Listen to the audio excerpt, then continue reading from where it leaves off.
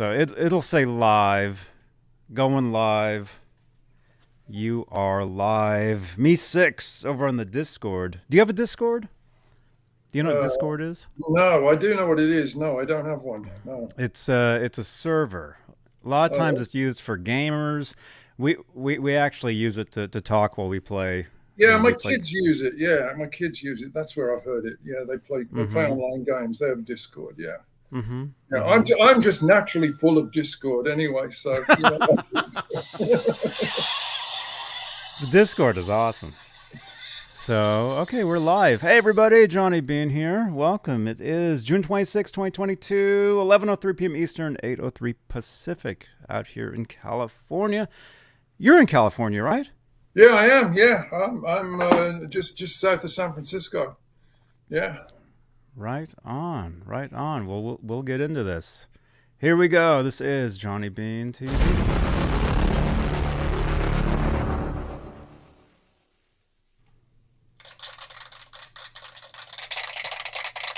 There we go. Pretty simple.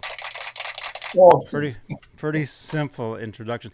Hey, Johnny Beane here. Welcome to the Sunday Night String Change Show. Like I was telling my friend Luke here, Sundays. I mean, that's what the show is called.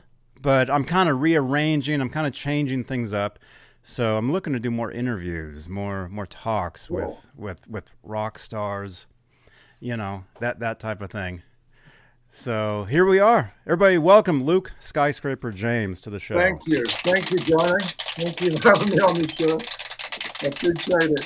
Hey, if you need me to change some strings, I can do that while we're talking. But I do tend to get a little grumpy when I'm changing strings.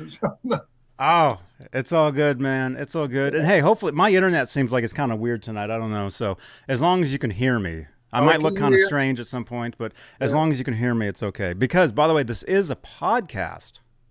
You guys can actually download this as a Cool. podcast pretty much everywhere.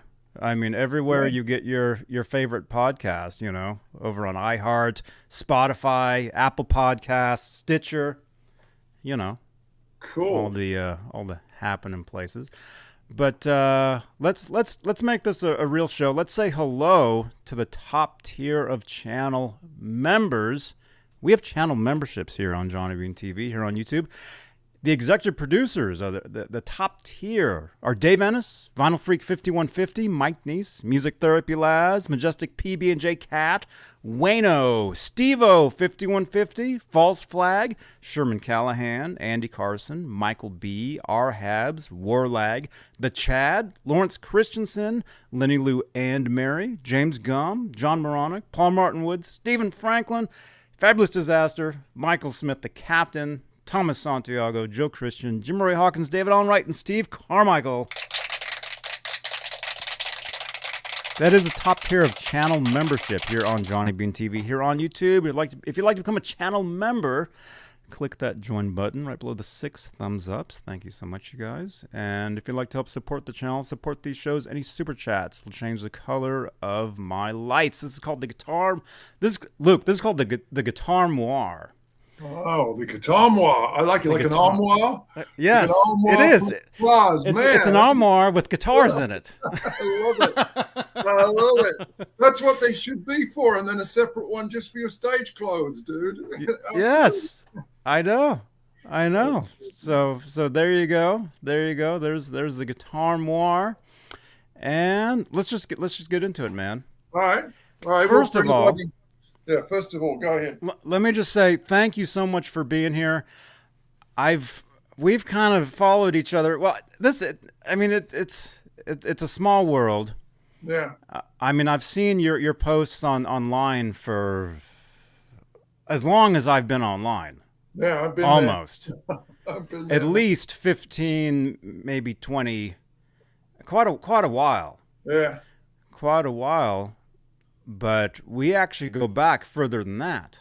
We We do. used to run into each other actually in person in Yep. Berkeley, California, and Yep. El Cerrito. Subway guitars. Subway Guitars, yeah. Awesome place, man. It's like I don't know how to describe Subway guitars. It's like a time capsule of music history with also they build guitars. My bass guitar was built by a guy called Lawrence at Subway. I don't think Lawrence is with us anymore. Lawrence Scott. Yeah. Larry Scott. I used to work with him. Yeah. Well, there you go. Well, you guys built my bass guitar. I didn't build it for me. You built it for my friend Emil Schaefer, who was a jazz bass player and a rock bass player. He's a close friend of mine, lived in Berkeley, and when he passed away, he left me his bass. So I've used it on some of my solo stuff in my home studio. You know, it's a great guitar. It's got a graphite neck. You know, it weighs a ton. It never goes out of tune. It sounds awesome. I can't still to this day, after probably 15 years, figure out all the controls because it's got so many dang controls on its active pickups. And, you know, you put a battery in it and everything. But yes, Subway Guitars is amazing. It was more guitars in a small space than you've ever seen in your life.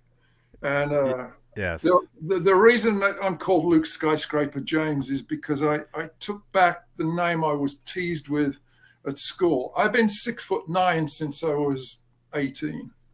And I grew up in England where it wasn't cool to be tall. You were a freak. So I didn't grow up. There's no basketball culture. There's no being tall is cool culture. I just got ridiculed to my face. Later on, when I got older in bars, guys just wanted to fight me just because I was big.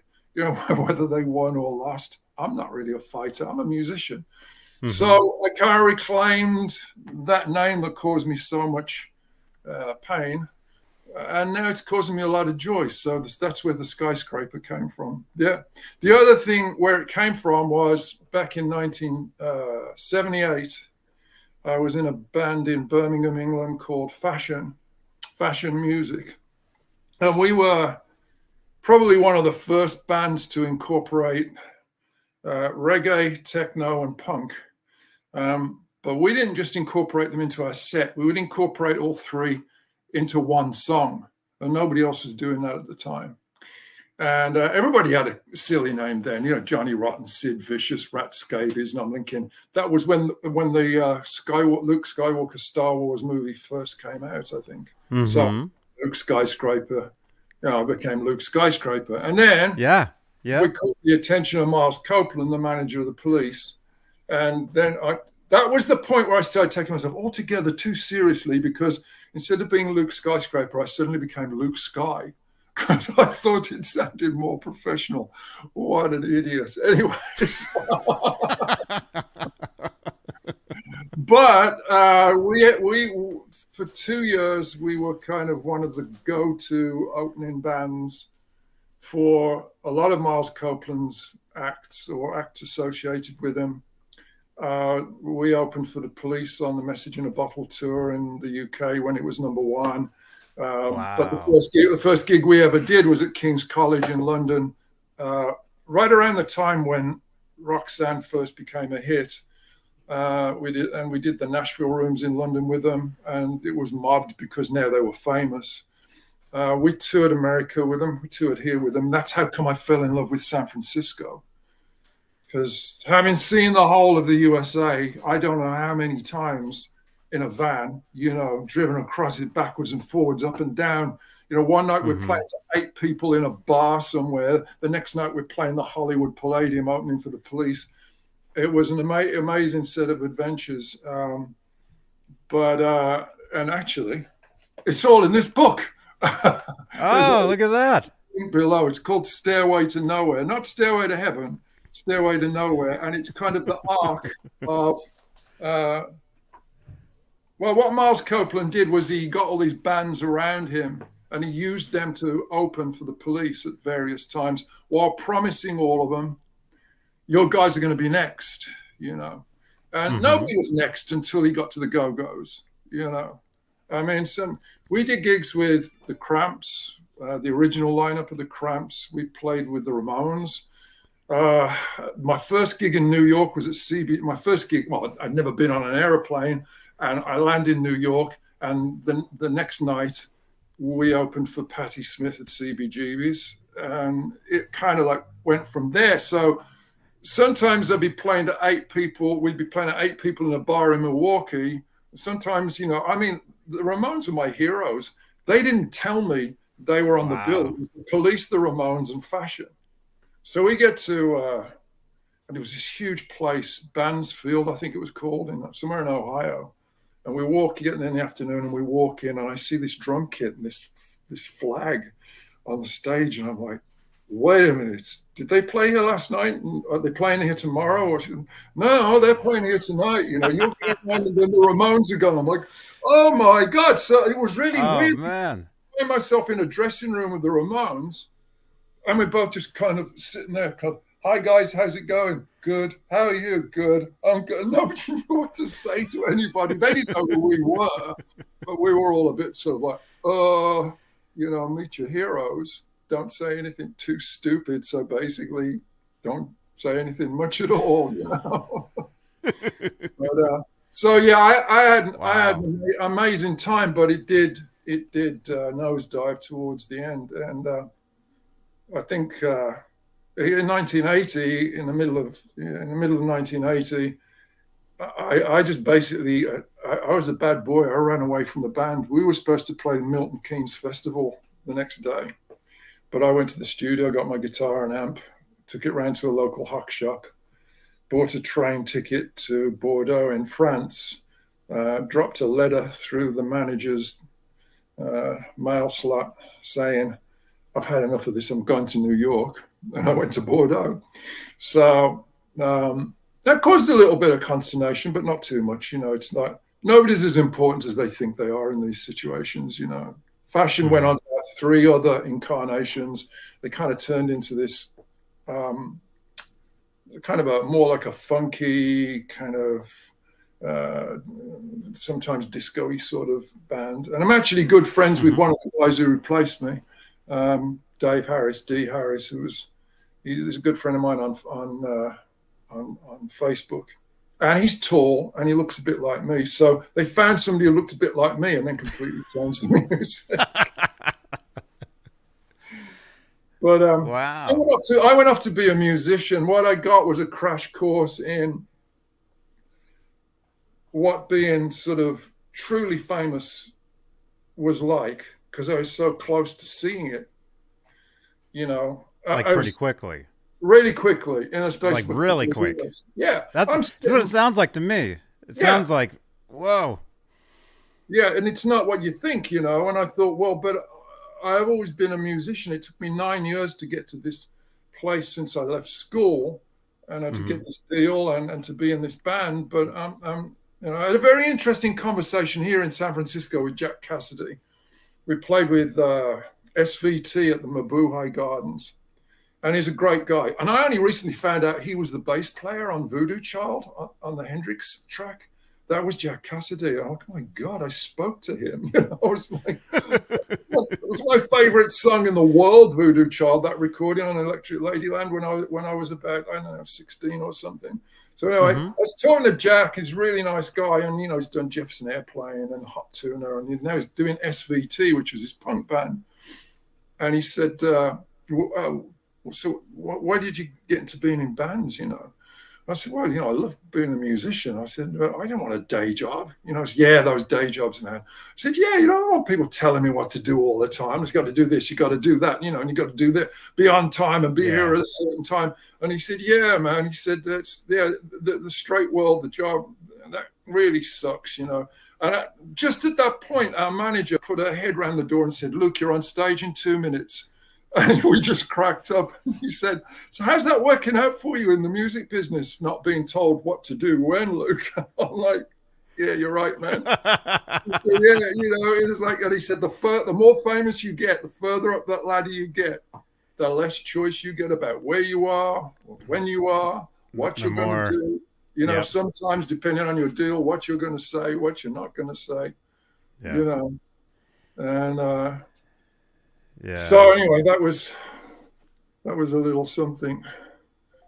Yeah, it was a little something. Man, so, this is cool. I mean, for those of you that are watching, we got Thomas Santiago, we got Rock Daddy, we got Facebook user, Guitar Man 45, Music Therapy Laz. Great to see you guys. I apologize for my internet. My internet might look kind of weird, but As long as the audio is fine, it's all good. Yeah. But yeah, some of these stories I don't know. I mean, Oh, Luke and I, like he was saying, we would meet at Subway Guitars because I'd be working the front counter, and you would come in, that's right. and everybody knew you because you were like so tall, 6'9", yeah. 6'9". Yeah. And I remember running into you at Guitar Center one time in El Cerrito. Yeah. That was probably the last time I saw you, and that was years ago. Okay. But like I was saying earlier, we talked a little bit earlier today. I went to see Andy Summers. He Wow. wrote a book called One Train Later about his life and how he got into music and Right. everything. And he did a book reading at this bookstore, San Francisco by the Ferry Building, I guess. Uh-huh. And I went and I see him, and I saw him the night before, and I'm like, hey, would you sign a guitar for me? And he's like, yeah. Yeah. Yeah. He's like, Cool. yeah, sure. So I take my guitar and I wait until the event's over, and I take the guitar up to him and he signs it, and we're taking pictures and stuff, and we're talking, and your name comes up, and he's like, yeah, he was wondering if you were going to be there because he knew you were local to the area, and Right. I think he was saying something like, yeah, he was like surprised that you weren't there. I didn't know about it. I Damn. remember I would've this was gone. 2000. This was 2000. This was right before the Police reunion tour. Okay. Yeah, 2006. Uh, So, they might have offered me the support spot. You never know. mhm. Oh yeah. No, just a joke. Just a joke. Just a joke. No, the last time I saw Andy Summers, he was in a cafe in Berkeley, close to Fantasy Studios. He was recording with Stuart Copeland and Stanley Clark. And I was in this cafe. I just had I had a regular job. I was pretty low, and I hear this English voice, and I look around, and there's this guy standing on a chair holding a fork up in there, going, "Dirty fork, dirty fork." And I went, "Oh my God, that's him!" So I got up, went over. We were actually eye to eye because he was standing on a chair, right? And so we talked. Man, there is a photo of you two together. Yeah, I wish I had it. It was in a magazine, right? yeah, It was in like. it was Jill Feminowski actually who took that picture. Do you have it? I don't think it's. I'm looking to see if it's in my book. I don't think that was on the Message in a Bottle tour in England when they were 79. Yeah, 79. 79. Yeah, they I want to say it's like Cream Magazine or something. Something yeah, like it's that. definitely Jill Feminowski. I'm just flicking through my book here because it has photographs in it, photographic evidence. But I'm not really seeing it. And maybe you can see there a little bit like how, compared to the There other you two go. guys, yeah. That's you in the middle. Yeah, Yeah. the guy with the blonde hair mulligan was the bass player and keyboard player, and I would swing around sometimes and just smack him in the head with the head stuck on the guitar.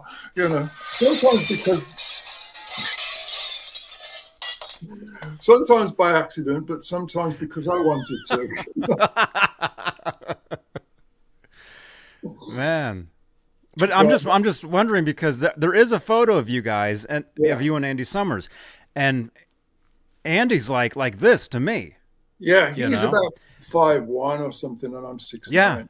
Yeah. So to imagine you guys standing together, it's incredible. I think Record Mirror put it as the tallest and the shortest guitarists in rock, or some. That was there was some quote. There was some Yeah, quote saying that. Yeah. Yeah. Yeah. But those guys, they were okay. They were busy on the course, on the plodded course towards, superstardom, which they achieved. And watching them play live night after night, they were really good. I mean, they drove people crazy in the early days. They would drive a hall completely nuts. They used to get a bit ticked off with us because we get encores sometimes, quite a lot actually, without bragging too much. And I remember hearing Sting say to good. Miles, he'd say, "Yeah, but they're not supposed to get encores. They're just the opening band. People wanted more, man, so we gave them more, you know. But a little perspective on the music business. We were in Tulsa, Oklahoma, opening for Police. And we'd sound checked, and I was sitting there, and Sting was, I was sitting fairly close, a few tables away. And Sting was complaining that Message in a Bottle hadn't hit the charts in the USA. And I heard Miles Copeland say, well, I guess we'll just have to spend another $250K on promo. Like another $250K on promo. At that moment, I had $58 in the world. It was in my pocket. And that was it. Yeah. So, but you know, the thing is, you put the two together. You put the connections, the money, and they were a great band live. They certainly knew how to work a crowd, and a lot of people love that band, man. You know, so good luck to them. Oh, I'm one of them. I'm one of them, man. It's funny. I think around the time that we first met, I think that's around the time when I got into the Police, actually. Okay. So late 90s. Yeah. Late 90s. But yeah, they're definitely one of my favorite bands. Andy Summers, as far as the guitar. Huge influence on me. I grew up wanting to be Eddie Van Halen. When I discovered Andy Summers, that totally changed things for me. But it's not like I totally went in a separate direction. I incorporated into like the way that I play. Yeah. I mixed it all up, and it is kind of an interesting mix, you know, because they're both very different. Right. I mean, you listen to the guitar riff on "Message in a Bottle." And it's just this repetitive group of triads, but it's absolutely perfect. It drives that song. It really, really does. You know? We had a lot of fun with them as people, and I learned a lot watching them on stage, especially in the early days. You know. Oh yeah. It was cool. But the weird thing is that, after sort of all this time in the wilderness of, you know, not chasing fame, I now find myself in a band called This Twisted Wreckage, which is a guy in England and me. And then we've got a guy who's kind of like our production advisor and our pathfinder, a guy called Pete King, who was the manager of a internationally successful reggae band back in the day called Steel Pulse. But the way I met Ricky was just accidental. He was in a band called Ishtar, and they were a little bit like, got a little vibe like Thievery Corporation. And I just thought, you know, they weren't famous for anything. And I just thought, man, I really love this. This music's great, you know. So I just followed them on Bandcamp or whatever, and I sent him a message. Ricky and I started talking. Now, I've never met Ricky in person. He lives in near Portsmouth in the south of England. But in the last 2 years with This Twisted Wreckage, we've written 85 songs, recorded, produced, mastered, and ready to go. So we're just now kind of emerging from. Wow. That's another reason why I really appreciate you having me on the show, so that, you know, a band that's, I'm on one side of the world, he's on the other side of the world. We don't have a label. We've got no promo money. You know what it's like. We're a snowflake in the internet blizzard, just trying to get a little bit of recognition for our music. So I really appreciate you, you know, having us on here. Oh, of course, man. Of course. So you were building guitars at Subway as well? You worked in the shop. Wow. I worked in the back, repairing electric guitars, either doing the repairs or actually putting the kind of Frankenstein stuff together. Right. The owner, for those of you guys who don't know, the owner, his name's Fat Dog, and you guys actually might see him on the channel at some point. He actually lives here. We're actually neighbors, believe it or not, which which is weird. He actually lives down here in Santa Cruz now. That's great. And he actually called me right before, it was right when when 2020 started happening, and he called me up and he couldn't believe what was going on, and he said, when this is all over, I want to buy you a slice of pizza, is what he told me. Oh man. So we'll probably You guys will probably see him on the channel here, and he's got so many stories. He knows everybody. I mean, Joe Satriani used to hang out there back before he was Joe Satriani. Right. You know, like all that type of stuff. But anyway, I would throw these crazy guitars together, you know, in the shop, or I would sell guitars to people like Green Day would come in all the time. I'd sell stuff to them. Right. I think were you like buying strings and stuff? I was buying strings in bulk, yeah. But I remember those strings? Yeah, in the long. You would pay $1.50 a set for electric guitar strings. Yeah. Yeah, but I bought a few guitars as well, and one time I was in there without realizing who he was because I didn't recognize him. And you guys had done some work on a Hofner guitar. I had an acoustic, and you just done some work on the action. And I got talking to this guy who was pulling guitars down off the wall, sitting there playing, you know. And I'm like, man, that guy's really good. And I was talking to him about this and that, about how the guitar spread across the USA thanks to the railroad and the Sears catalog, you know. And so like sort of guitar history, sort of nerdy stuff. And then they bought my guitar out. And so I said to him, hey, would you mind just for 5 minutes, could you just run me some chords so I can just check out the action on this? And he's like, yeah, no problem, man. So he starts playing and I play with him. And it's like, yeah, the guitar is perfect. Thanks. You do a great job. I really appreciate it. And I shake his hand. I said, it's really nice talking with you. You know, it's like, no idea who he is. Really nice talking with you. You know, my name's Luke. What's your name? And he says, they call me the Maestro. And I'm like, oh, okay, I can see why. So I go home, I Google Maestro. It's Taj Mahal. Taj Mahal he was sitting in Subway. He would come in all the time. Yeah. He actually bummed. I used to smoke years ago. He bummed a cigarette from me, and he called me a little bastard. So I can say Taj Mahal called me. Yeah.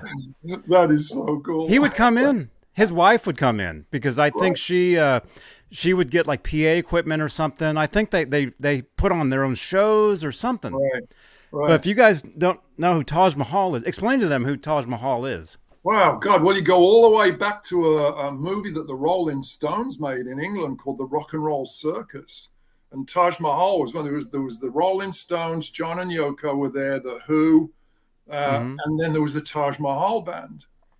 But since then he's become this kind of icon of American music, and he comes from a really rich, different musical backgrounds. I think his father was, I'm not sure exactly what it was, but his father played something other than the blues. So he would play the blues, but he'd play country blues, but he'd play Americana, but he'd play rock music, and he could basically play anything.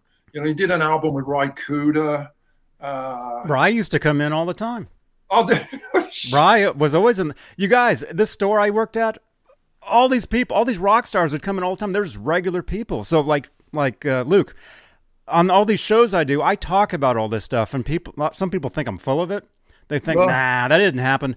But yes, all this stuff happened. But back in the day, there was no cell phones. There was no camera. So, like, I don't have any documents of, like, oh, I talked to this guy, I met this guy, Jackson Brown. I you know, all these dudes that would come into the store all the time. Like, just regular people, you know? Brilliant, man. But Taj Mahal, the only way I know who he is because there was a Star Wars cartoon called Ewoks, and he did the theme song for it. Wow. So when I was a kid, that's how I know who he is, because of that. And then he bums a cigarette from me and calls me a little bastard. You're a little bastard. You know? Yeah. Yeah, man, there were some just great people that passed through there, and even people that weren't there. So you could always go in there. There'd be somebody interesting, you know, like local musicians, or, you know, guys who were just in town. You know, you'd see what was probably a groupie bringing in some guy who played in San Francisco the night before, or some bleary-eyed, and he's like looking at all the guitars, you know. Yeah. So it's such a great place. And because this is a shop that you've never, unless you've been there, you've never experienced anything like it. It's basically, it was like walking into somebody's living room with nothing but guitars hanging from the ceiling everywhere. And the place was a pit. I mean, it was just dust everywhere, you know, maybe some broken glass in the corner, you know, the whole, like counter was filled with newspapers and old burritos, and they were selling guitar strings for $1.50 a set. You just had to pick them out of tubes and wrap them around. But then you got people like Billy Joe from Green Day walking around, or Taj Mahal, or who knows who. Yeah. And it's just a regular like hangout. People would just hang out all the time. And right in the middle of it, there's Fat Dog, DAWG. And he always, to me, I don't know where he was from, but to me, he always had this kind of vibe, like he was like this old school New York guy. You know, didn't take any BS from anybody. He was, I want to say, he was from the East Coast originally. Okay. And then he came out. He came out here. I've heard him refuse to sell guitars to people because he didn't like them. I was like, if you brought in a guitar to sell and it had a Floyd Rose on, this channel is really known for like Floyd Rose and all the weird pointy shapes, guitars. Right. If you brought anything like that in, you couldn't bring it in the door. He wouldn't allow it in the store. Or if they did bring it in, I was the guy like, Johnny, what's this? Kramer, what is that? Because I was the guy known for all that stuff. That's right. Yeah. Wow. But he was a great guy. I heard that he got a ranch somewhere, and yes, he did a lot to help musicians who were sick that didn't have health insurance.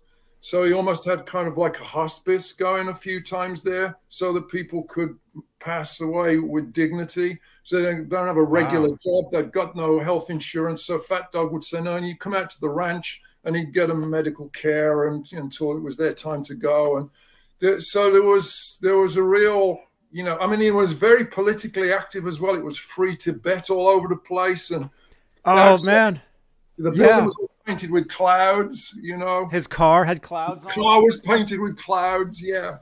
So it was like kind of a tough hippie in a way. Look at this. Yeah, I still use I've used these cables for 25 years. I still have them, and you would get these cables. And if you guys can read that, look what it says on there. It says Palestine forever. Oh, wow. Like the cables would say stuff like that. Yeah. And because he would get the stuff printed. My friend Alex Skolnick from a band called Testament, he would teach guitar lessons in the back room. You know, and everybody. I had him on my show a couple years ago. But it was a crazy time. It was. I lived in Berkeley for about 10 years. Wasn't always under the happiest of circumstances. I won't say any more than that at that time. But it was like a little refuge to me. It was kind of, not to badmouth them, but it was kind of the opposite of Guitar Center because there were real people in there, real guitars, and it wasn't it was the total opposite. But when I moved out here in '92, I used to go to do you remember when Guitar Center was in Berkeley on Adeline? Yeah, Adeline and Alcatraz. I used to go. That I bought there that I use. Yeah. I used to go there, and the people that worked there, they were really nice to me. I had a Van Halen Music Man guitar I got from there. Every time it would be kind of weird, I would take it in, and they would actually fix it on the spot for me and all this stuff. But basically, when that one closed down, they moved to El Cerrito, and that crew of people that worked there, when I was working at Subway, I remember them coming into Subway looking for a job. So I'm like, I remember you, the guy that worked the guitars, and they would go in there, and it was just a total opposite type of. Yeah, I think I had bad experiences with the one in San Francisco as well. It was a bit impersonal and. Everybody was too busy to take time to interact with you even or give you information about something you might buy, So the Guitar Center. Yeah. The one actually down here I live in Santa Cruz, and so I passed by the one on Stevens Creek Boulevard in San Jose. They're actually really cool there. It's a great store. Great store. It's down to the people, man. Isn't it just down to the you can say, Guitar Center sucks. It's a corporate thing. But the people that work there, that's what give it its real reputation. Yeah. Yeah. And that's part of the reason why Subway was so great, flattery alert, because you worked there. He had the Fat Dog had the right people. He did. He had the right people. He wasn't going to let somebody work there who wasn't the right person to with the right vibe and the right attitude, and Yeah. and the right knowledge and the right skill as well. Well, So I didn't know what I was doing. Kind of like well, this show. I don't know what I'm doing. you figured that out. do it. Quick. You figured it out pretty just quick. You seem to be figuring this out pretty quick. So that's good. Oh, I love doing this. I love doing this stuff. But yeah, see, if I didn't work at Subway, I never would have met you. There you go. And we wouldn't have. We might actually go back to MySpace, maybe. Yeah, I think so. Were you on MySpace? I was on MySpace. Yeah, I was. Yeah. So, because I would see your posts. I mean, your band Fáshiön, and then Facebook. And now everywhere. I just added you on TikTok, by the way. Thank you. I appreciate it. I'm sure my teenage kids will be, just looking at Dad on TikTok. Not. No, it's cool. One thing that happened was really great was that my son Vincent, who's 16 now, so I guess he would be 14. Right before the pandemic hit, we went to see. We went to the San Jose Arena to see U2 because he's into the Beatles, the Kinks, and U2, and I'm like, this is good, So we went to the U2 show. It was the big U2 show, and I'm wearing a Fáshiön T-shirt because the last tour that I did with Fáshiön was with U2 right before they signed to Island Records. So it was a club tour. They came over in a little van from Ireland on the ferry, and we did a club tour, some colleges, and one night we would open for them, and then the next night U2 would open for Fáshiön. Oh, no way. And we swapped it around. So, and they were really nice guys. They were just these young kids, They were complaining about CBS aren't doing anything for us. Well, then they got on, I guess they got to deal with Ireland or something, and whoosh, they're through the ceiling. But it was so weird to sit there with my 16-year-old son, and I'm wearing a Fáshiön T-shirt watching U2, and he turns to somebody and goes, my dad played with these guys, and I'm like, ancient history, dude, ancient history, nobody cares. But yeah, we did a lot of great stuff. We opened for the B-52s on their first UK tour. That was awesome. I think the Cramps and the B-52s are the two funnest bands that we ever toured with and played with. They were just some genuinely eccentric, crazy, American, wonderful people. I mean, there was this kid from Birmingham, England, and it's like, suddenly I'm talking to Brian Gregory, or I'm talking to Fred Schneider at the B-52s, and I'm like, these people are bleeping incredible, So yeah. But it all led to this. It all led to have such a great life. I'm such a lucky guy. I've got an amazing family. And even though I've never met Ricky Humphrey in person, I have this just magical music connection with this guy. He writes all the music. I write all the lyrics and do the vocals. And it's just, the first song that we did, he'd sent me a piece of music, and a close friend of mine in England had taken his life, and I was really kind of shocked and surprised because nobody saw it coming.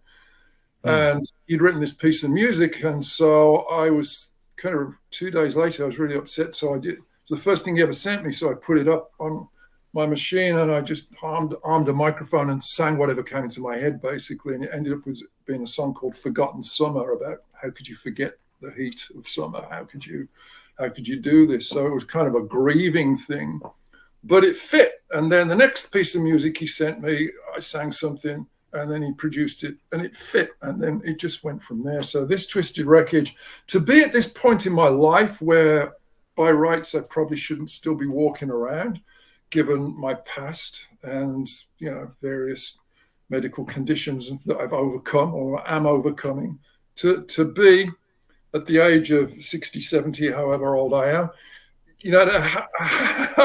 I'm 29. Yeah, you are. You're 29. Yeah. If I'm going to reverse my age, I'm 7, okay? So, 07. But I mean, how lucky I am to have this musical partnership with this guy who I consider to be just a genius, And we'll say, let's write an album about fear. Let's write an album about love. And it takes 2 weeks. And I mean, I'm talking about a quality quality music, not just, banging out 3 chords and yelling the truth, whatever that might be these days. So I'm really lucky with my family. I'm really, really lucky with my music. I'm still here. And I'm talking to Johnny Beane, so how are you doing any better than that? Shit. Well, man, I've been listening to your music, and I'm going to be posting. Actually, all the links are down below here on YouTube and on some of the pages on Facebook. But the Facebook page, this Twisted Wreckage, there it is. It's right there. It's actually should be over there. But let's see. Let's find your YouTube. I'm gonna put your links in the chat. Cool, thank you. So people can go. We went dark for a while on social media, so that we were writing, a song every 2 or 3 days, basically, to get it, from beginning to end to master. So we were busy doing that, but there is a chance that we might possibly get some action with the BBC in England. And so we were advised by some guy who's connected in the BBC on BBC Radio to take ourselves down off of social media. So we're just coming back now. So if any of you guys happen to like the music and you want to share it and get us a few views and get the word out, we've been sort of in the woodshed for 2 years. Well, no, it's been about 6 months. We've been in the woodshed for about 6 months, so I really would appreciate it, And mainly, I hope that just whoever listens to the music likes it, It's like, it makes you feel good, then I'm happy, Yeah. That's what it's all about, music. Yeah. Making you feel. Yeah, I love it, man. I've been listening to your Dancing with Angels. Dancing with Angels, yeah. Let me see. Let me grab that one. Put it in the chat here. Check. Let's see. 6U. Okay, that's the code. There we go. So in the chat here is a couple of the videos. Yeah, I see them. Yeah, thank you, man. Yeah. And definitely click on those links. Check them out. Listen, leave subscribe to his channels. Leave him comments. Laz, my friend Music Therapy Laz, said he just subscribed to you guys. Great, thank you. All right, appreciate it. That's awesome. Thank you, man. And see, we'll know because your subscribers on YouTube, it was like 1, 2, 3. I saw that, so we'll know. So we know where it was. So we'll see. Yeah. But I guess one thing I wanted to say real quick. I know I'm sorry I'm talking too much, but not letting you. This show is all about you. Well, thank you. It's all about you. About 4 years ago, I got into meditation. These are mala beads. It's just for counting my mantras, and I was basically told by 3 doctors 4 years ago that my heart was screwed and I wasn't going to make it. And I remember sitting in the hospital, and I had a view of the hills from the room. It's quite a nice room. I was lucky. And I remember hauling myself up into a painful cross-legged position and looking at these hills and just not really knowing what I was doing, but deciding I was not going to go because I got young kids. And, I told these doctors, I don't care what you're saying. You got to get me another 10 years because a big difference between me dying when my kid's 12 and when my kid's 22. It's going to suck for them either way. But and I'll do everything I can. So I've done the medication and I've done everything I'm supposed to do. Luke's been a good boy, but the meditation, I now sort of every day, twice a day in the morning and at night. And I use guided meditations from an app called Plum Village, which is free and which is just amazing. It's a Vietnamese Buddhist monk who passed away recently called Thich Nhat Hanh. And I can't tell you how well the last scans I had in my heart recently and the last little monitor I had, my heart's healing. And they'd said, chances of it healing are next to nothing, It's not going to happen. And it's happening. And I've heard of other people that have done this through meditation.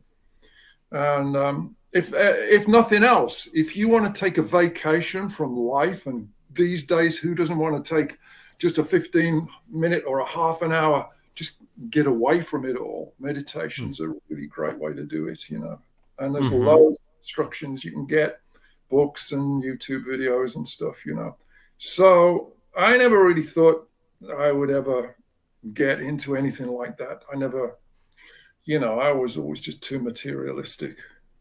But well, I got 9 guitars, so I guess I am still materialistic. But we love guitars. Yeah, I love guitars. I do. I love them. They're amazing. But meditation, I'd recommend it to anybody if you're stressed out, if you're unhappy, if it can help. Definitely can help. It can heal you, And then failing that, pick up a guitar, or as well as that, pick up a guitar. Always pick up a guitar. This thing, this machine here, this instrument here has been this is my dream to have this 50 years as a Gibson J45. Came out in 1942. It's called a J45 because in 1942 it cost $45 and it's a jumbo size guitar. I've wanted one of these for 50 years. They're a lot more than $45 now, but it's a question of, I got some money and not much time. What am I going to do? So I don't regret getting that at all. Playing music or being involved in music really, I think, is, or anything artistic, come to that, dance, painting, whatever, theater, really I think should be encouraged, because we're going through such hell at the last 2 years, just garbage after garbage, stress after stress, not just the pandemic, but the world situation. So music to the rescue, man, I always thought that music would save the world. But I don't know. I still do. I don't care. I don't care how unrealistic that sounds. I still believe that it's like a hope for the human race. It really is. Other animals don't do music. Yeah. No, we do. We should do it. Yeah. God, I sound like a hippie. You split my hair up a bit more. At least you have hair. Pull out one of my teeth. Yeah, I've got hair. The weird thing is my hair went white and then it gradually went brown again. This isn't dye. It's not a wig. It's like, it's real. There's no implants. I'm not trying to afford the Elton John, mate. It just went brown again. I don't know. Maybe meditation makes your hair go back to being brown. I don't know. Oh, man. Who knows? That's if that's the secret, then I'm going to start right away. Yeah, man, that's it's like they say, it's all about the music. No matter what music, no matter what style you like, whatever it is. Yeah. If it makes you happy, if it makes you feel something. No matter what level you're at, it's not about being, right. When I was a kid, everybody was trying to be faster than Alvin Lee. And 10 years after, he was the fast guitarist in the day. And you get all these shredding guys. And I'm like, well, if that makes you happy, that's okay. But, I'm personally not interested in sounding like on a keyboard, Although, in the hands of a master like Eddie Van Halen, that can be pretty orgasmic, I think is really the word for it, the way I played. But were you a Van Halen fan? I loved the original lineup because of David Lee Roth he's so outrageous. It was like, I never saw him live, unfortunately. I wish I had. One of the many acts I never saw live, but I watched concerts, on YouTube, and I'm like, this guy, and even the videos, you can tell this guy's just out there, and then you have the songs, and then you have that guitar playing, and you put it all together. Yeah. Well, I'm sure there's probably a band out there. Where's the next Van Halen? What's coming up behind? Everybody's talking. Paul McCartney played London, and everybody's raving about it, and rightly so. I saw the encore. It was brilliant. The guy's 80 years old, and it's incredible that he can still do that. And you think about the songs he wrote, But then I get cynical sometimes, and I think, where are the young bands that are coming up to, take the place of where's the Van Halen? There's got to be one out there, But will they get through? You know, will they get their break? You know, but I don't know. That's the business.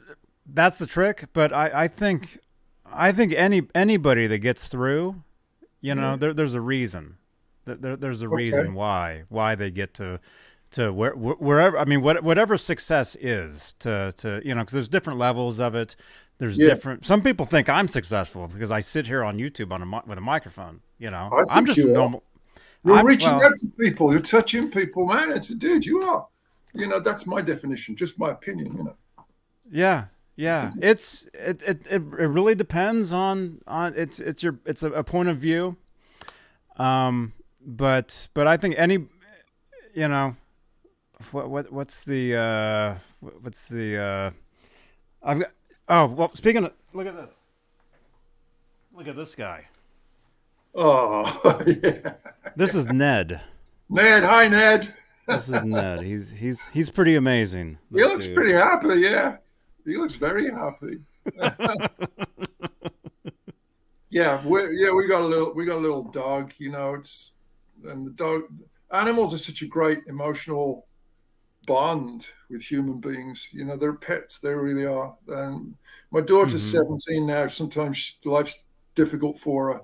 She's got the dog, and you know, the dog loves her. She loves the dog. It's simple, you know. It's oh, you're going to bring me. This is here. My daughter's always bringing me the dog. Thank you, baby. Oh yeah. This is the pet portion. This is the pet portion of the show. This is the pet portion of the show. We have cats and dogs. Yeah, we have guitars and pets to keep us sane. We don't do drugs anymore. No. We're good now. We have pets. How you doing, Stinker? Yeah. Yeah. Ow. God, you need a bath, man. God. Or is that me? No, it's you. There's a good boy. Ooh. Yeah. Funny, music's going to save the world, man. Give us hope. You know, and this Twisted Wreckage is actually, if I was to describe it in a sentence, it's like a brutal cocktail, part honesty of looking at the state of the world with unrealistic optimism. You know, and it's like, what are you going to do in the face of it? You're going to give up? You got a choice. You can give up. I'm not going to do that. I don't care what all of these politicians are going to do. I'm not going to quit. I'm not going to lose hope. I'm going to believe that people are basically good, most of them, apart from the idiots that are in control politically, so, you know, most of them. I'm not going to quit. No. So let's look at it realistically. The world's messed up, but let's not lose our optimism. You know, I talk to people like you. I talk to people all the time. They're good people with good hearts. That's not the exception. It's the rule. Human beings are basically good. That's what I really believe. Now, this Twisted Wreckage music gets real dark sometimes, but there's always a little glimmer of hope, a little light. You know, that's going to be okay. It's going to be okay. It's either going to be okay or it's not going to be anything at all, in which case it won't really matter, will it? But I believe it's going to be okay. I think everything's going to be okay. That's how I liked. I agree with you, John. Yeah. I mean, optimism. Yeah. So, you know, and things will be more okay if you subscribe to him on YouTube. and to Johnny. I guess. Mean, check him out. Check out his music. I love the vibe. I love the vibe, the guitar. It really is. It's my thing, is what it is. Good. When I heard it, when I was listening to it, it's definitely. That's Ricky Humphrey driving that Les Paul, man. And then I'll tell you, he's got one of those Chapman rail boards. You know, those bass things. It's a rail board. It's like a slap. The stick, the Chapman stick. He's got a Chapman stick. And then he's got a couple of incredible basses. I mean, the guy, and he's a great keyboard player. I mean, Jesus. Luckily for me, he doesn't want to do the singing. So, you know, I'd be screwed. Otherwise, if Ricky wanted to do the singing as well, I'd be like, all right, well, I'll subscribe to your channel and I'll buy your music, Ricky. I would, man, I would. So luckily for me, he lets me sing on his music, but he's amazing. He really is something special. And he's got he's a bit younger than me, but he's got a great musical backing and background. He knows stuff from the past, and he's got future vision. So can ask for more than that. That's great, especially today, man. Yeah. I mean, these days, I mean, it's such a different world. I mean, just, technology, musically, technology. I mean, look at this. Would you have thought when did we first meet? 25, 26, 27? 26 years ago, yeah. Long time ago. Would you ever thought we'd be talking through a computer to each other? I mean, we're at least, 100 miles distance, probably. Sure. Ish. So, where are you at? You're San Francisco? Yeah, I'm in Fremont, just south of San Francisco. You're in Fremont? Yeah. I drive through Fremont. I'll be driving through Fremont tomorrow. I drive through Mission. I get off at the exit and I go through the Mission part where it has the Safeway, and then I get back on the freeway because I go up to Walnut Creek on Mondays. Oh, okay, cool. So we're neighbors, dude. Yeah. Come around for a cup of coffee sometime. Seriously. Yes. Yeah, definitely. Yeah. Definitely. Sherman Callahan, thank you so much, man. Thank you. See, we've got the greatest supporters and audience. I'm looking at the comments, and that's great. It really is. I can see a lot of love and positivity going on there. It's awesome. They're awesome. Awesome, just awesome people. What was I saying though? But yeah. Anyway, it's just amazing. Technology is amazing, and the fact that you can do music with people you've never physically met, right, is pretty incredible. And the fact that there's still that real connection. It feels like when I'm listening to a composition of Ricky's, I got my eyes closed and I'm trying to come up with a melody initially, probably, or sometimes just a lyric and a melody will come out. It's almost like he's there in the room with me. I know he's 6,500 miles away and I've never actually been in a recording studio with him. But when you have that musical connection and it works, it makes it feel like he is there. Like I have met him. It's like he's one of my best friends. I've never met the guy, but he is one of. So it's not all dystopian. This. Oh yeah, it doesn't really connect us. It disconnects us. Well, it can, but it doesn't have to. It absolutely. I mean, I feel like we're almost sitting in the same room talking right now. It depends. Yeah. Depends how you see it. So I think it's amazing. It is. It's awesome. Yeah. My kids are like, was that before cell phones, Dad? I'm like, oh yeah. My son will just say, yeah, when the world was in black and white. I went, yeah, you're right, it was. Especially in England, it was very black and white and it rained all the time. God bless the California sunshine, man. I love it here. I love it. I lived here 35 years now. It's the best place in the world. Northern California. Can't beat it. It is. West Coast is the best coast. Definitely is, man. I love it. I love it. And being in Santa Cruz the past 6-7 years. It's a superb town. A really great town. Pretty amazing. Yeah. Pretty amazing. But so hey, we're at about the hour. The hour mark. Thank you very much. Thank you everybody that was listening to us and checking it out. And thank you, Johnny, man. You're welcome. And you'll have to come back. Oh yeah, I will. Please, yeah. Hey, maybe we could have a jam sometime. I'll come Definitely. back with a jam. Yeah. Don't expect too much, I've forgotten more than I used to know. We definitely, or when everything gets back to normal or whatever it is, in real life, you know. Let's hook up. Definitely, absolutely. I'd love to do that. That would be so cool. Definitely. So cool. Yeah. Definitely. We could make a pilgrimage to Subway Guitar to buy some bulk strings. We might have to do that. And then just go up the hill and go to Chez Panisse or something, or go get a coffee at the French house, the French cafe. Yeah. I miss Berkeley. Me and my friend Laz, who's in the chat here, we actually went to Berkeley. Was this about a month? Was this before NAMM? We went to the NAMM show Right. a few weeks ago. I think it was before that. We went to Berkeley, and that's what's so cool about having this channel and having this outlet, this platform, is I'm able to go to places that I used to hang out at, like Gilman Street. You know Gilman. Yeah, you know, yeah. I like, used to go there, yeah, and see bands. Yeah. Did you ever play there? I never played there, no, but I took my niece there from, she's from North Carolina. We took her there once because she was a big Green Day fan and she was hoping they were going to be there. And it was like, well, they were already, you know, becoming famous. But so it was just so great. I was just, and there were other old guys there as well. It didn't really matter, you know, but it was just that pure punk gut feeling of like, you know, the dirt and graffiti everywhere and the bands are really angry and everybody's having a great time. And I was like, man, this is why I love this music. This is why I got into this music, you know. Mm-hmm. This is why, because I used to have long hair and a beard, you know.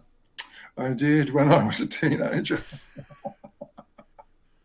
And then I went to see The Clash. Oh, my God. And that was like shave, crop spikes, slash the T-shirt. Got a collar off a dog, big dog as well. It was a nice dog, but I didn't have to fight him for it. Luckily, he would have killed me. It was a big studded collar off this. Really, it's a good boy. It's a good boy. Sort of, didn't have any ID on it, so I just like got the dog collar, you know. Put a terrible band together. It was what it was like then. It was great. Man. It'll get back to that. It'll get back to that. We'll go out and we'll go to gigs. People will go to gigs. You go to see bands and get excited about it without worrying about dying of something, you know. Although I did find out recently that in 1979 we played a club called the Lafayette in Wolverhampton the night after the Sex Pistols played there. Must have been 78 actually. And a friend of mine on Facebook said, I had to talk. There was this drunk guy backstage, and he said he was gonna knife that big guy out of Fáshiön, and he was really drunk, and he was gonna do it, man. And he showed me this big knife, and I was like, "What?" He said, "Yeah, but I took him outside and I walked him up and down, and I calmed him down. I took the knife away from him." I'm like, "Dude, you just saved my life. You know, I didn't know anything about it. I mean, this is like 40 years ago. Some drunk guy was gonna kill me, and this other guy." Social media, man. I was like, it was the most. I was like, "You saved my life." Dude, you're my brother. I love you. Thank you. That could have been it, man. If that bloke had got at me, I could have just been, bye. Remember that tall guy that was in that band from Birmingham? You know, he got knifed in Wolverhampton that night. That was a shame. You know? Oh, my gosh. Crazy. Craziness. All right, anyway, we're at our hour. Thank you so much, Johnny. Oh, dude, you're welcome. Don't hang up. We'll say goodbye after the ending credits here. But thank you, everybody, for watching. Thank you so much. Thank you so much for hanging out with us. And thank you so much to the channel members here on Johnny Beane TV, here on YouTube. Those are all our supporters of the channel in these shows. Thank you so much, everybody, and I will see you guys tomorrow. Actually, I'll be coming at you live from Livermore. You know Livermore? Yeah. That area? Yeah. I'll be over there. Cool. I'm going to do a show from Livermore with our friend Laz. What time? It'll either be very early afternoon or late afternoon. All right, I'll just scan your channel. I'm going to watch, definitely. I'll be one of the comment people for sure. Absolutely. Awesome. Let's see, and subscribe to Luke Skyscraper James. There he is. Let's all subscribe to each other. everybody subscribe and be nice and rock on. All right. Ending credits, and don't hang up. Okay. See you guys later. Johnny Beane TV. Have a good night.